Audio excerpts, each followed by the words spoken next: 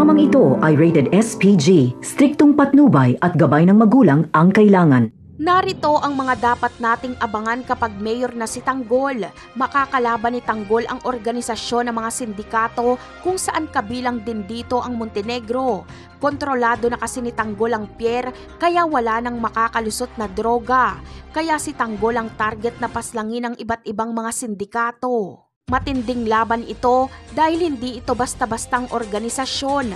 Ito ang kinatatakutan ni Ramon at Don Julio kaya napilitan silang itumba si Mr. Kwon dahil isusumbong nga nito sa organisasyon ng kapalpakan nila Ramon sa transaksyon nila sa Pier. Kaya pinipilit talaga ni Ramon na sumang-ayon na lang si Tanggol sa kanyang gusto dahil gusto niya itong protektahan. Alam kasi ni Ramon kung gaano kalakas ang makakalaban ni Tanggol kapag sinugpo talaga nito ang droga. Samantala, bibigyan ni Tanggol ng trabaho ang pamilya Benito. Si Fatima ay magiging sekretary ni Tanggol.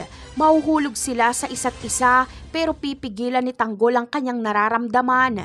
Iniisip kasi ni Tanggol na lahat ng kanyang babaeng minamahal ay namamatay. Habang sa presinto naman ay magkakaroon ng mga bagong pulis. Isa na dito si SPO1 Garcia kung saan mahuhulog din ang loob nito kay Tanggol. Magaling at matalinong pulis ang babaeng ito at hindi ito kurap. Kaya hangaan siya ni Tanggol at selos naman ang mararamdaman ni Fatima. Magkakaroon ng love triangle. Sino kaya sa dalawa ang makakatuluyan ni Tanggol? Yan ang aabangan natin sa mga susunod na episode. Paalam!